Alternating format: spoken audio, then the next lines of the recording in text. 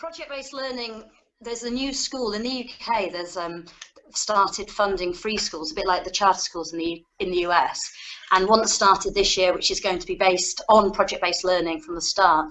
And what's quite exciting is it means that teachers work together. So teachers from different disciplines, instead of saying we're in an English lesson or a history lesson, the teachers work together as a team. So there's a lot more expertise teaching, and they're also, their roles change. They're more like facilitators. So they're supporting the children's learning.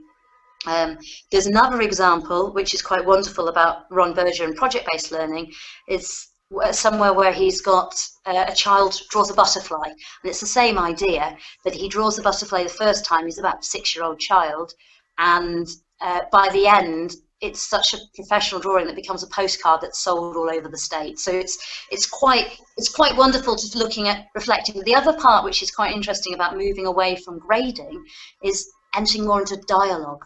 So something called dialogic learning, where you're looking at feedback, which a lot of schools and staff have started doing, where teachers will give feedback, students will do peer assessments, and they'll do their own feedback of their peers, and their own assessments are slowly improving their own work. And in many ways, they respect their peers more than just being told off by a teacher or being given, even if it's constructive or helpful comments from a teacher.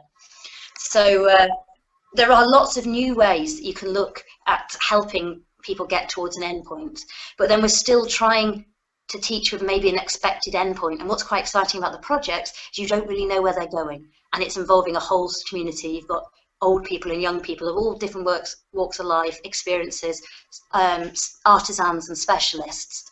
And you do get that in some aspects of early years education. So the Reggio Emilia stuff that's come from Italy, which is quite beautiful about how get it involving and working with artists and other specialists and working with early years to create high standard projects, is another way of getting people from outside the classroom into the classroom.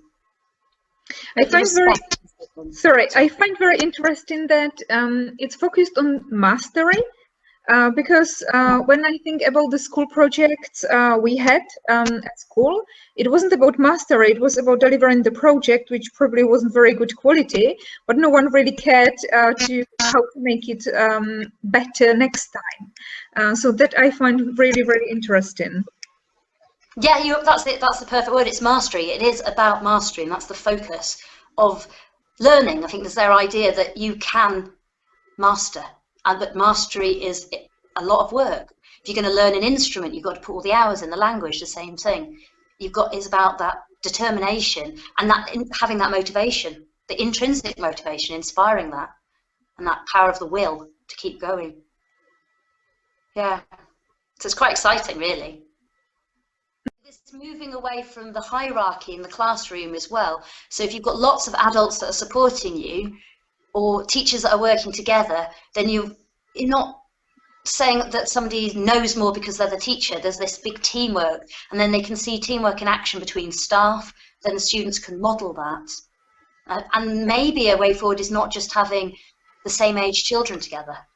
For example, in Montessori, they use a lot of mixed age classrooms, and that's one of the really strong things there about theirs is there's a lot of resources that children can choose, and they're in charge of their learning then. So there's a lot more child-led learning to what they're doing in their work, but also that mixture of ages.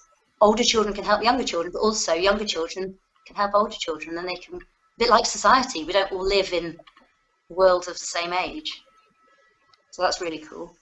And so there's a lot of variety in progressive education. And some people see it as a bit stuck in the 70s of being the radical 1970s approach. But I think that the schools that are really moving with the times are looking at all these things, like I said before, about mindfulness, looking at this element of our spiritual being as well as being free individuals in this personalized learning. Can we return to the assessment? When it's project-based, is it usually done by feedback or conversation dialogue? Again, it depends on how the school's doing it, but when I've done some project-based learning work with teenagers, it worked in a variety of ways where I would give feedback, and then I would work on peer assessment and self-assessment, and then on improving their own work that they were doing. But the other places, they still might have to grade. It might be an expectation of the area, of the council or the schools, but it's mostly written. But it could be, in a more modern way, it could be done by using film, it could be by having conversations, or as a class. In most schools, this is what I did my master's dissertation on, was I was sick of the children being bribed, basically, to behave. And it can be quite simple when you're younger children, being saying good girl all the time. Or somebody draws a picture and they say, my picture's rubbish. And they're waiting for you to say, no, your picture's brilliant. So there's this spiral of reinforcement, which isn't really about being happy with yourself and your own work. So there's quite a lot of work of looking at how you praise and being much more descriptive in your praise. So instead of saying good girl or that's a lovely picture, you can say I'm impressed by this, or maybe not even having the word impressed, but oh, why is that red?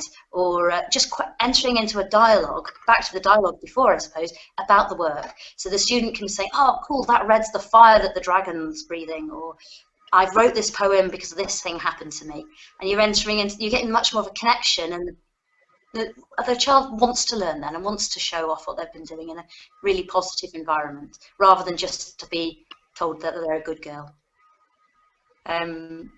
Yeah, and the grades thing is scary, because in a lot of UK classrooms they have a chart on the wall where the children who are more academic can move up the chart. So if you're top of the class, you get higher up, and if you misbehave in class, you can go down the rocket and up the rocket, so you then lose time. So it's a visible display of behaviour and achievement.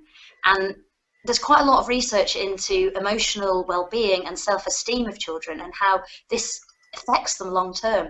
When I go into a classroom to do supply teaching and a 6-year-old child comes up to me and says, Miss, I'm thick. And it's the most saddest thing in the world, and you're thinking, you're 6. You know, something has gone wrong if a 6-year-old has given up. And in most of Europe, they're not in school really yet. But in England, that's their 3rd year in school. It's sad. But even with older children, they're working to get A grades all the time. It's not necessary. So when I've taught teenagers are saying, well, is this on the exam syllabus? Rather than, this is really interesting, let's learn about this. Is this on the exam syllabus? Will this help me get an A? Because they realise that exam results are currency. They get them into sixth form college, they get them into university. And it's questioning that, I think, that is the only way to make changes. Maybe work with universities. I'm just thinking now about motivation, because some kids are clearly motivated by the grades and that they want to get to university or have a good job. How can you motivate children to teach or to learn something which is not their natural interest? And really make them interested in some subject. That's very challenging. Because it's very challenging, because it depends on what your ethics are. You could say, well, if you're using a much more an unschooling approach, or an approach which is totally child-led, if they're not interested, then you just let it be. For example, if they're not ready to learn to read, you do something else with them, or let them be involved in something else until they're ready to learn to read. If that's what they're wanting to do. But if you're a teacher in a classroom and everyone has to learn your subject, you've got to think about how you teach. So if the children are bored, or it's very difficult, you've got to think of making it more fun or more interesting. Or although that's hard work, you can't not think all singing and dancing. You can think about the learning styles. So if you're just giving them a lecture on a PowerPoint and they look bored at you, you think, well, can we turn this into a game? Can we do group work? Can we turn this upside down and do it totally differently? Can we ask them how they want to learn it? Can they be involved in the learning and the planning of the lesson?